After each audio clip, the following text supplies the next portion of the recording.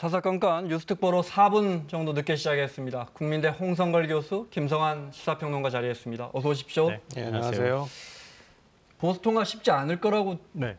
계속 이야기하셨는데 보수통합 한 8분 응선 넘은 거 아니에요? 아직 안 됐잖아요. 네, 더 지켜볼까요? 지켜봐야 될 상황이 있는 네. 거 아닌가 싶은데요. 그러니까 보수통합의 핵심은 두 가지잖아요. 결국 탄핵의 강을 건널 수 있겠느냐 이 네. 부분하고 통합이 된다 하더라도 또 다른 가치 플러스 알파를 만들어낼 수 있느냐 이 두 가지인데요.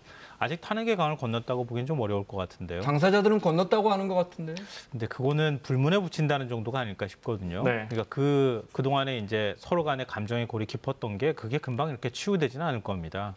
근데 역으로 말하면은 물갈이 공천을 한다고 얘기를 했으니까 자연스럽게 물갈이가 되면서 탄핵의 강이 저절로 넘어가는 거 아니냐 이렇게 생각할 수도 있는데 우리 공화당은 아직 뭐 참여가 안 되는 네. 상황 아니겠습니까? 새로운 보수당과의 통합은 네. 어떻게 교수님 보시기에도 제 표현이 맞습니까? 한 8분 응선은 넘은 것 같은데. 글쎄요, 그것도 뭐 잘 지켜봐야 모르죠. 합니까? 지켜봐야 네. 아는데 네. 이제 다만 합치지 못하면 죽음이라고 하는 건 분명한 사실이란 말이에요. 그러니까 아마 이런저런 우여곡절은 있겠지만 통합은 이루어질 가능성이 많다 이렇게 생각이 들고요. 아까 탄핵의 강 얘기를 했는데 그거 자꾸 그 과거에 매달리는 거예요. 이미 지나간 역사의 한 페이지가 된 거거든요. 네. 그걸 되돌릴 수 있는 것도 아니고 그걸 붙들고 있다는 얘기는 그냥 과거에 매달리겠다는 얘기이기 때문에 미래를 지금 설계해야 되는 그런 정당 입장에서는 네. 탄핵 얘기는 하나하나 아무 의미가 없는 지금 상황을 가지고 우리 속담에 그런 말 있잖아요. 죽은 자식 만지기다 네. 이런 얘기가 있는데 그거하고 비슷한 거예요. 그러니까 저거는 얘기를 꺼내면 꺼낼수록 분란만 있을 뿐이지 통합에 아무런 기여가 없거든요. 네. 그러니까 어느 세력이든 조용히 해야 되는 것입니다. 알겠습니다. 짧게 한 네. 말씀드리면요. 제가 탄핵의 강을 건너야 된다는 말씀을 드렸던 이유는 그러니까 탄핵 사태 이후에 과연 성찰했는가, 자유한국당이 혁신하려고 노력했는가라고 하는 그 부분이 남아있기 때문에 그런 거거든요. 그러니까 다시 탄핵 사태에 아무도 책임질 수 없고 탄핵은 부당했다 이런 방식으로 가버리면 이전의 모습으로 다시 가는 거랑 마찬가지 아니겠습니까? 그 부분을 어떻게 정리하는가가 굉장히 알겠습니다. 중요하기 때문에 네. 말씀을 드린 거죠. 바쁘시겠지만 우리 앵커분 제가 한 말씀 저희도 더 탄핵의 강을 좀 드리면, 건너갔으면 좋겠습니다. 네. 그러니까 이거 건너갔으면 좋겠어요. 근데 그것을 성찰했느냐 하지 않았느냐라고 하는 것도 역시 국민이 판단할 문제입니다. 누가 얼마나 내가 사과를 하고 성찰을 했다라고 아무리 네. 선언을 해도 국민이 볼 때 이건 아니다라고 하면 아닌 거거든요. 그리고 그 판단 역시도 후세 사가들이 판단할 문제지 지금 이 정치의 선거를 앞에 놓고 표를 더 받느냐 못 받느냐 하는 이 상황에서 탄핵 강 건너냐 안 건너냐 하는 것은 아무런 알겠습니다. 의미가 없는 거죠. 네. 자, 이름을 통합신당으로 지을 것 같은데요. 네. 새로운 보수당의 유승민 위원장 이야기 들어보겠습니다. 일부에서 조금 억측을 하시는데 제가 3대 원칙 이야기할 때 공천권이나 지분에 대해서는 전혀 제가 따지지 않겠다 이야기 분명히 했거든요.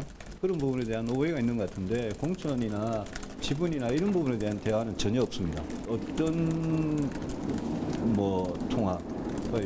통합을 이제 하면 이게 보수 전체가 승리하는 길인지 그런 부분에 대해서 대화가 진행 중이라 정도만 말씀드립니다. 자유한국당은 새로운 보수당과 통합되면 연쇄 반응으로 후속 통합도 순조로울 것이다. 이 말은 해석하면 안철수 전 의원 쪽과도 가능하지 않겠느냐는 거고. 들으신 것처럼 안철수 신당은 분명하게 선을 긋는 것 같습니다. 우리는 독자 신당으로 간다. 3월 1일 날 안철수 신당이 출범할 것 같습니다. 날짜까지 정해져서 어떻게 보십니까? 우선 속담을 한 번 더 인용을 하자면 시작이 반이다라고 하는 얘기가 있잖아요. 그러니까 지금 말씀하신 거는 일단 새로운 보수당이라고 하는 것이 가장 우선 가깝게 통합을 가깝게 할 수 있는 그런 지금 가시권 안에 들어왔기 때문에 이제 그런 얘기고 다만 거기에서 안철수 소위 말하는 안철수 신당과 추가적인 통합이 이루어질 수 있느냐 아니면 다시 더 오른쪽으로 와서 또 이 지금 뭐 김문수 전광훈 목사가 지금 뭐 신당을 출범시킨다 그러잖아요. 네. 이런 그 우리 소위 말하는 그 태극기 부대 어르신들 중심의 이런 그 정당과의 통합도 쉽게 이루어질 수 있는 거냐는 것은 기대감이죠. 그러니까 이렇게 해놓고 우리가 준비를 계속해서 네. 나가면 외연을 좀 더 확장시킬 수 있을 것으로 기대한다는 것으로 우리가 받아들여야지 그렇게 되면 더 쉬워질 거다. 저는 그렇게 보지는 않습니다. 저걸 좀 여쭤볼게요. 제가 오프닝에서도 당의 이름 이야기했는데 통합신당, 그러니까 보수가 통합되니까 신당이다. 통합해서 신당이니까. 물론 확정된 건 아니지만. 선거가 다가오니까 이제 쉬운 이름, 워낙 이름들이 많고 안철수 전 대표의 신당은 3월 1일 날 출범하는데 안철수 신당이 될 가능성이 높아요. 오늘 또 기자들이 물어봤는데 국민들이 이해하기 쉬울 것 같아서 안철수 전 대표도 이 이름 쪽에 마음이 가 있나 봐요. 이건 어떻게 보십니까? 참 다급했구나 이런 생각을 안 할 수가 없는데요. 네. 안철수라는 이름 빼고 더 이상 뭐 홍보하거나 설명할 수 있는 부분들이 별로 없기 때문에 가치를 제대로 국민께 설명을 못하니까 지금 저렇게 안철수 신당이라고 이름을 다는 것 아닐까. 네. 그만큼 다급한 상황이다 이렇게 볼 수 있고요. 근데 저는 좀 자신감이 많이 떨어져 있는 거 아닌가 싶어요. 그러니까 좀 안철수 전 대표는 뭐 얼마 전에 이제 중도에 대해서도 중도를 이해하지 못하는 사람을 무식한 사람이다 뭐 이렇게까지 과격하게 표현하기도 했는데 그러면은 마크롱 대통령처럼 그런 방식의 어떤 새로운 정치 물결을 만들겠다고 얘기를 했다 그러면 네. 거기에 걸맞는 뭔가 이름을 제시를 하면 되지 않겠습니까? 그리고 3월에 창당을 한다고 하는데 선거까지 한 달 반 정도 남아 있어요. 그리고 본격적인 선거 기간에 들어가지도 않은 시기거든요. 얼마든지 제가 볼 때 홍보할 수 있는데 네. 굳이 안철수 이름에다 너무 이렇게 기대려고 하는 모습을 보이는 것은 오히려 제가 볼 때 그렇게 교수님 썩 어떻게 좋은 보세요? 평가를 받지 못할 것 같아요. 이름이 왜냐하면 정당 투표가 지난 투표보다 중요해졌단 말이에요. 근데 이제 당은 많고 게다가 이제 위성 정당까지 생기면 국민들이 헷갈릴 수 있고 그래서 지금 새 당명 만드는데 보수 쪽이나 안철수 전 대표 쪽에선 국민들이 쉽게 알아먹을 정당 쪽으로 기울고 있는 것 같아요. 네. 그렇습니다. 그동안에 그 정당 이름 이것저것 많이 해봤잖아요. 네. 아마 우리가 생각할 수 있는 정당 이름은 다 써먹었을 것 같고요. 또 지금 사실은 국민 여러분들이 잘 모르셔서 그렇지 새로 이름 쫙 해가지고 지금 등록하고 있는 정당들이 굉장히 많습니다. 네. 그래서 우리 정당 투표할 때 이게 뭐 투표용지가 한 1m 50 될 수도 있다. 뭐 이렇게까지 지금 얘기하고 네. 있거든요. 뭐 그런 점에서 보면 안철수 신당이라고 하는 이름이 어떻게 보면 궁여지책인 거는 분명한 것 같아요. 뭐 누가 본인 이름을 넣어서 이 정당이라고 하는 것이 무슨 민주주의 시대에 개인을 지금 내세우는 것 같아서 좀 이상하지 않습니까? 네. 그렇지만 안철수 신당에 참여하고 있는 사람들의 입장에서는 당장 중요한 것이 득표를 해야 되는 거거든요. 표를 네. 얻어야 정당으로 살아남죠. 그래서 뭐 득표를 하는 데는 가장 유리한 방법이 안철수 신당이라고 하는 이름이다. 그렇다면 뭐 이걸 쓰자라고 하는 것도 제가 보기에는 이해할 수 있는 측면이 있다. 궁여지책. 보입니다. 네. 예, 그렇게 보입니다. 알겠습니다. 다시 유승민 의원으로 돌아가서 대전 동구을이죠. 여기서 내리 4선을 했는데 SBS 여론조사 결과 잠깐 볼까요? 여기 한 곳만 보겠습니다. 네, 총선 가상 대결. 지금 보면 뭐 아직 많이 남았습니다. 지금 보면 3파전입니다. 또 한 가지는 보수가 통합이 이루어질 경우엔 누가 후보가 될지 모르지만 그러면 이제 구도가 확실해지는 거고요. 어떻게 보셨어요? 아직까지는 또 이번 여론조사 결과 보니까 박근혜 전 대통령에 대한 마음도 상당히 이 표심에 영향을 끼치더군요. 네. 앞서 뭐 인터뷰에 유승민 전 대표가 우리는 어떤 보수 통합에 있어서 조건 제시하지 않고 있다 이렇게 네. 얘기를 했는데 보수 진영에서 들리는 얘기는 또 그렇지 않은 것 같아요. 대구를 어떻게 좀 정리해달라고 얘기를 했다든가 아니면은 원외 당협위원장들 공천 문제까지도 지분을 요구하고 있다 이런 얘기까지 좀 들리고 있는 상황인데요. 유승민 전 의원이 아마 제가 볼 때는 보수 통합 과정에서 뭔가 요구를 하는 부분이 있다면 동구를 정리해달라고 얘기했을 가능성이 굉장히 높습니다. 그러니까 자유한국당하고 지금 만약에 새로운 보수당 쪽에 누군가가 나온다거나 아니면 네. 새로운 새로운 경쟁자가 있다고 하면 진짜 당선을 보장받기 굉장히 어려운 상황이 될 수도 있거든요. 그런 면에 있어서 대구 지역을 좀 정리해달라고 요구할 가능성이 굉장히 높아 네. 보입니다. 그럼 김성환 평론가께서 생각을 말씀하신 거고 유승민 의원은 분명하게 거기에 대해서는 요구하지 않고 있다는 입장입니다. 네, 유승민 의원은 그런데 보수 진영 쪽에는 또 다른 얘기가 자꾸 흘러나오니까요. 네. 가장 누구에게 험지인지 이 퀴즈를 하나 들어보면서 교수님 설명도 들을까요? 네. 자, 대전 동구을 대구 동구을이죠. 네, 대구 동구을 서울 종로는 그제 나온 여론조사 결과 때문인지 황교안 대표가 가지 않을 거라는 분석이 더 많아지는 것 같고요. 고민정 대변인 참 이런저런 설이 많습니다. 어디로 갈지. 나경원 전 원내대표와 동작을 해서 만나지 않겠느냐. 홍준표 전 대표는 오늘 밀양으로 고향으로 이사했습니다. 강력한 의지를 보여주고 있습니다. 밀양에서 나가겠다는.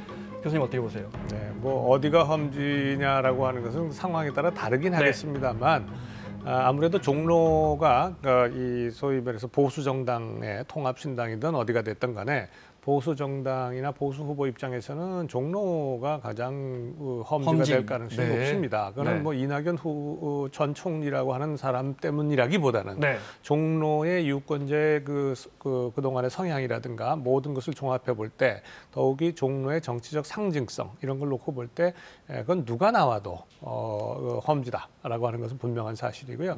그다음에 이것이 시사해 주는 바는 그렇습니다. 앞에 잠깐 여론조사 결과 떼고 동구을이나 이런 것이 나왔습니다만은 결국은 통합이 되지 않으면 보수 계통의 정당들한테는 어디든지 전부 다 험지가 될 수밖에 없다. 그것도 당선 가능성이 아주 현저하게 위협받는. 특히나 수도권 같은 경우. 그건 뭐 말할 것도 없고요. 왜냐하면 한 5%에서 7% 사이를 만약에 새로운 보수당 뭐 또 하여간 다른 정당들이 가져가게 된다라고 한다면 그러면 지금 가수로 뭐 경합이 되고 있는 지역들에서 5에서 7% 뭐 많으면 8, 9%까지 이렇게 되면 그냥 지는 거거든요. 그래서 이거는 통합이 아니면 죽음이다. 그야말로 보수 정당 입장에서는 그런 거죠. 어디가 최대 험지냐라는 질문에 통합되지 않으면 모든 지역보다 험지가 될 것이다라고 설명해 주셨습니다. 위성 정당 이야기 좀 하겠습니다. 이게 될까 했는데 진짜 되는가 봅니다. 내일 미래한국당이 중앙당을 창당하고 보도 보셨죠? 한성교 의원이 대표로 추대됐습니다. 한 달 전에 불출마 선언하면서 눈물까지 보였는데 이제 위성정당이라고 표현할까요? 미래한국당, 자유한국당의 위성정당이 되는 미래한국당의 당대표로 갈 것 같습니다. 먼저 한성교 의원 이야기 들어보겠습니다. 한 달 전 불출마 선언 잠깐 들어볼까요? 저는 사무총장으로서 황교안 체제에 힘을 더해주기 위해서도 오늘 불출마를 결심했습니다. 불출마를 이야기하면서 또 박근혜 전 대통령 이야기하면서 눈시울을 붉혔고요. 마지막으로 제 의원 생활 중에 탄핵되시고 감옥에 가신 박근혜 대통령께 정말 죄송합니다. 저를 용서해 주십시오. 그리고 이제 비례 정당 득표를 위한 정당이죠. 지역구 의원을 내지 않는 미래한국당 대표가 될 것 같습니다. 미래한국당은 결국 사람이 경쟁력 아니겠어요? 대표가 해야 될 첫 번째 사람을 찾아 나서는 것이라고 생각합니다. 비례 47석인데 20석이 목표다. 자유한국당으로부터 완전히 독립된 공천하겠다고 밝혔습니다. 과 어떤 연관이 뭐 없다고 할 수는 없지만은 법적으로 완전히 분리된 정당이고 선거법상으로 공천이라든지 예산이라든지 이런 거에 도움이나 간섭을 받을 수 없게 되어 있습니다. 저는 그 정해진 룰 안에서 최선을 다하겠습니다. 자, 탄핵의 강은 이미 역사에서 이제 지나간 것이다 교수님이 설명하셨는데 보면 새로운 보수당 의원들 입장에서는 지금 자유한국당 내 이런 생각을 가진 분들하고 함께해야 하는 현실적인 문제는 분명히 있습니다. 공천과 관련해서 자유한국당의 영향을 받지 않고 한성교 대표가 물론 아직 당이 발족하지 않았지만 한성교 대표가 독자적으로 비례의원들을 순서를 정해서 공천할 수 있을 거라고 보십니까? 아마 그러기가 어렵겠죠. 왜냐하면 우선 자유한국당이 비례대표를 내지 않을 가능성이 제일 많고요. 네. 뭐 자유한국당뿐만 아니라 만약에 통합이 된다면 통합신당 자체가 그렇게 되는 거죠. 네. 그런 상황에서 이 미래한국당이 사실상 자매정당이 되는 입장이기 때문에 네. 물론 예산이나 혹은 뭐 이런 다른 모든 분야에서 지원을 받을 수는 없어요. 법적으로 독립이 돼 있기 네. 때문에 그리고 법적으로는 독립이 돼 있는 건 틀림없는 사실이지만 그러나 이 새로운 인물을 발굴하는 것도 결국은 보수 계통의 인사들 쪽에서 또는 자유민주주의를 수호하는 네. 소위 자유민주 세력 쪽에서 나오는 건 틀림없는 사실이거든요. 뭐 그러다 보면 완전한 독립이라는 건 있을 수 없다 이렇게 생각이 들고요. 아마 뭐 여러 가지 뭐 이심전심이라고 하잖아요. 드러나진 않아도 네. 그런 방식의 어떤 공감대는 드러내고 하면 불법이다 이 말씀이시죠. 규정이 어긋난다면서요? 그래서 오늘 고소고발한다고 뭐. 네, 그러니까 그걸 네. 꼭 드러낸다고 해서 그것이 네. 만약에 드러나는데 막 협의를 하고 또 네. 거기에서 지원받고 대가로 어떤 거를 예를 들어서 행재정적 지원을 받는다거나 네. 이렇게 되면 불법이죠. 아니 그러니까 당연히. 황교안 대표나 자유한국당 쪽에서 뭐 4번 후보는 누구라는 쪽지가 나오면 안 되는 겁니까 법적으로? 잘 몰라서 여쭤보는 겁니다. 네. 글쎄 그것까지는 저도 잘 모르겠는데요. 네. 그거는 이 상당한 아직까지 이게 처음 그러니까요. 나오는 네. 거기 때문에 우리가 잘 모르겠고요. 네. 저는 뭐 어느 정도 교감은 있는 상태에서 독립적인 모습은 외형적 모습은 독립적인 형태로 공천 과정이 이루어지지 않겠나 이렇게 생각이 됩니다. 하지만 대놓고 자유한국당에서 할 수는 없는 일이다. 그거는 할 수 없다는 것보다는 네. 그렇게 했을 경우에 오히려 더 득표나 이런데 도움이 안 될 가능성이 많아요. 네. 근데 대놓고 하고 있지 않나요? 지금 아니, 뭐 자유한국당이 아직- 위성정당 만들겠다고 해서 비례한국당 만들겠다고 이미 선언했고 네. 당대표를 한성규 의원을 임명을 하고 사실상 한성규 왜냐하면 의원은 한성규 의원은 황교안 대표가 나보고 당대표 하라 그랬다고 내 얘기를 성격 하고 모르나 있잖아요. 자유한국당이 개입할 수 있겠는가라고 이야기했어요. 그러니까 지금 뭐 물론 그렇게 얘기를 하겠지만 네. 앞으로 비례 그럼 공천할 때 한번 보면 알겠죠. 그러니까 저는 선거를 희화화시키는 거라고 생각해요. 국민들의 선택을 받는 것인데 국민들의 선택을 받을 때 내가 우리 당도 찍어주시고 저쪽 당도 우리 자매정당이니까 찍어주시고 이렇게 하는 거는 이걸 지금 어떻게 설명을 해야 될지 모르겠습니다. 그리고 저는 너무 욕심이 과한 거 아닌가 이런 생각을 하는데요. 우리가 연동형 비례대표제에 대해서는 뭐 동의하든 동의하지 않든 간에 기존의 지역주의에 기반한 거대 앙당제도에서 일단 기득권을 내려놓자고 하는 취지가 포함되어 있는 거 아니겠습니까? 네. 또 사회가 다원화되고 다양한 정치 세력이 정계에 또 진출해야 한다고 하는 큰 명분도 사실 있습니다. 그러면 자유한국당은 영남 지역구 의석 합치면 65석이에요. 그리고 세종 빼놓고 난 다음에 나머지 지역 제주까지 다 합쳐서 65석이에요. 그럼 영남에서도 한 45석 50석 먹고 나머지에서도 정당에서 먹고 그리고 수도권이 한 절반 정도 차지하는데 수도권에서도 먹고 그리고 연동형 비례대표제 하니까 비례의석 다른 데 못 갖고 가는 거 우리가 또 다 갖고 가겠다. 너무 과한 거 아닙니까? 기득권. 그런데 뭐 그렇게 뭐 보실 수도 있겠어요. 그런데 이번 연동형 비례대표제 자체가 이게 선거의 규칙 아닙니까? 그런데 제1야당인 자유한국당을 배제한 상태에서 논의가 됐어요. 잘 아시다시피 네. 그것이 뭐 무슨 뜻이 있고 어떤 의미가 있고 뭐 이런 여러 가지는 연동형 비례대표제를 하나 아니면 기존의 비례대표를 하나 다 일장일단이 있는 거예요. 어느 것을 선택하느냐 하는 건 국민의 뜻에 맞는 선택인데 근데 그것을 제1야당이 반대하는 상황 속에서 배제한 상태에서 만들었단 말이에요. 과거에 문재인 대통령이 야당 대표 시절에 분명히 본인 입으로 얘기했어요.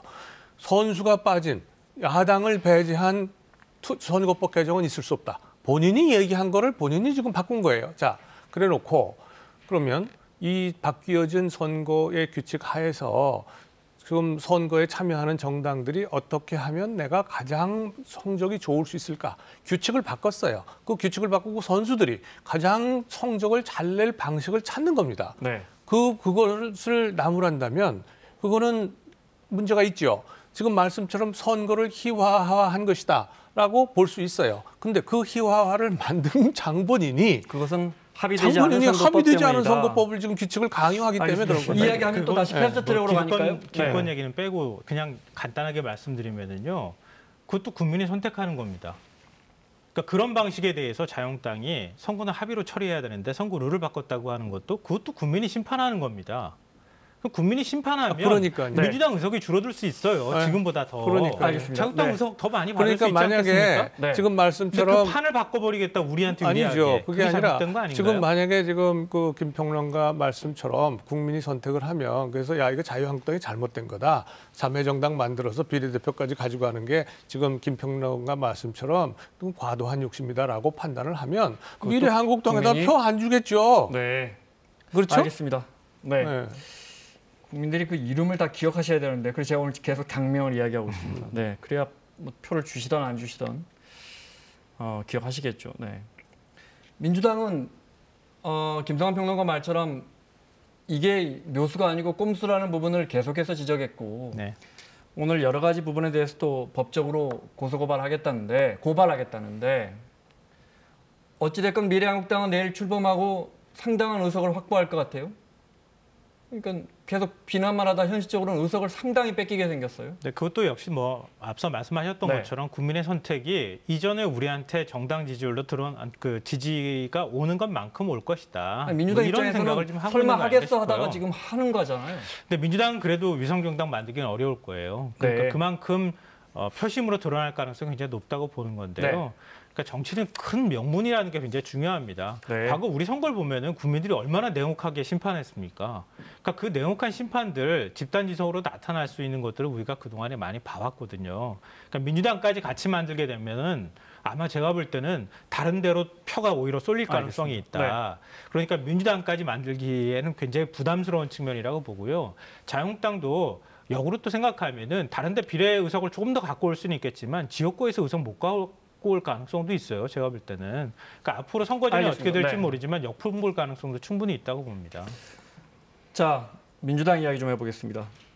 총선 정치 안 하겠다는 임종석 전 실장에게 민주당은 호남 쪽 선대위원장을 맡아달라 하면 얼추 이렇게 됩니다. 서울은 이낙연 전 총리 중심으로 강원은 또 이광재 전 의원이 나간다니까. 네, 이렇게 되면 이제 김두관 의원까지 이렇게 편제가 나눠집니다. 질문을 이거 하나 드려볼게요. 임종석 실장이 계속 좀 도와달라.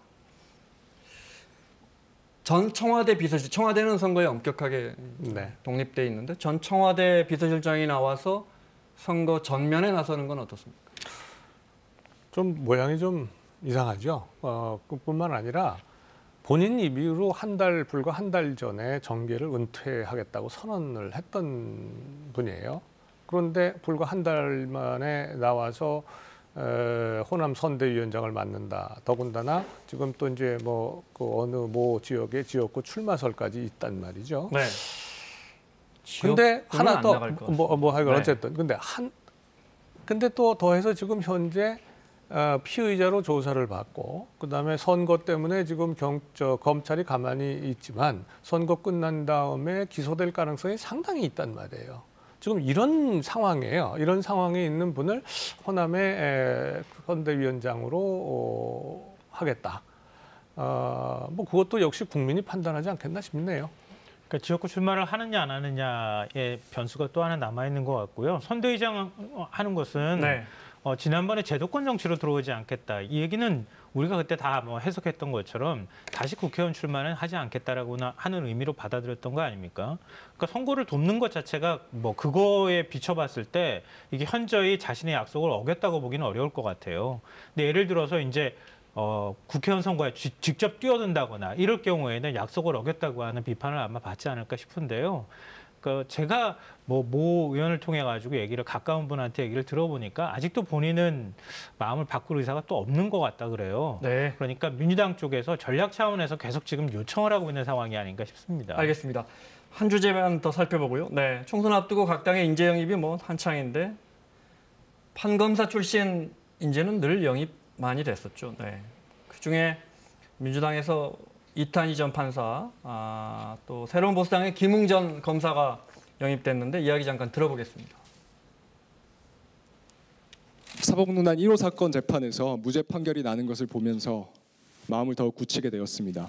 다시 한번 강조하지만 평범한 우리 대부분을 위한 정의가 중요합니다. 돈이 없어서 정관 변호사를 살 수 없는 사람들, 검찰 조직의 덜 중요한 사건들, 이런 사건들에 대해서도 남들과 똑같이 공정한 수사, 투명한 재판, 납득할 만한 결과가 주어져야 합니다. 정의가 평등해질 때까지, 정의가 평범해질 때까지 평범한 정의를 위해서 노력하겠습니다. 국민한테는 이렇게 불리하고 부당한 법이 왜 개혁으로 둔갑되었는지 납득할 수 없었고, 또 왜 반칙과 특권이 감성파리와 선동을 만나면 그게 그냥 개혁이 돼버리고 구미호처럼 공정과 정의로 둔갑하는지 이해할 수 없었습니다. 하나의 사기꾼이 보내고 났더니 다른 사기꾼이 이렇게 그 자리를 차지하는 이런 상황을 이해하기가 어려웠습니다. 제가 가장 잘하는 일은 사기꾼 때려잡는 일입니다. 저 중요한 질문 드리기 전에 하나의 사기꾼 보내고 났더니 새로운 사기꾼이 왔다. 해석 좀 해주세요. 국민들을 위해서. 글쎄요. 조국 전 장관이 물러나고 나니까 추미애 법무부 장관이 왔다. 이런 의미로 해석을 해야 되는 건가요? 그렇습니까? 네. 뭐 명확하게 그 의미를 해석해주지 않았기 또 때문에. 반대편에 있었기 때문에 그 앞에 사기꾼을 또 다른 지난 정부의 법무장관으로 봐도 잘 모르겠습니다. 법무장관이라고 하는 뭐 개인보다도 네. 아마 정치 세력으로 이해를 하는 게 맞을 것 같아요. 어쨌든 뒷부분 네. 다른 사기꾼은 추미애 장관을 뭐 빗댄 것 같긴 추미애를 한데 비롯한 요번에 그 검경 수사권 조정, 검찰 개혁이라고 하는 이 사건 전체를 가지고 얘기하는 거니까. 네. 그래서 저는 뭐 앞뒤가 지금 정치 세력을 다 얘기했다. 왜냐하면 김웅 전 검사가 네. 좀 새로운 보수당을 선택을 했단 말이에요. 네. 한국당도 아니고 또 민주당도 아니고 그런 걸 보면 정권과 관련이 있는 앞에 또 지금 현 정권과 관련이 있는 양쪽을 다 비판한 것이 아닌가 이렇게 네. 보는 거죠. 오늘 내가 국회의원 되려면 새로운 보수당이 왔겠느냐라고 이야기해서 아니 근데 당내 저는 웃음이 나오기도 했습니다. 너무 어색해요. 열흘 뒤면 일주일 뒤면은 통합될 당에 가가지고 인재영입 1호라고 지금 영입해서 네. 거기에서 기자회견을 하는 것도 좀 어색하고요.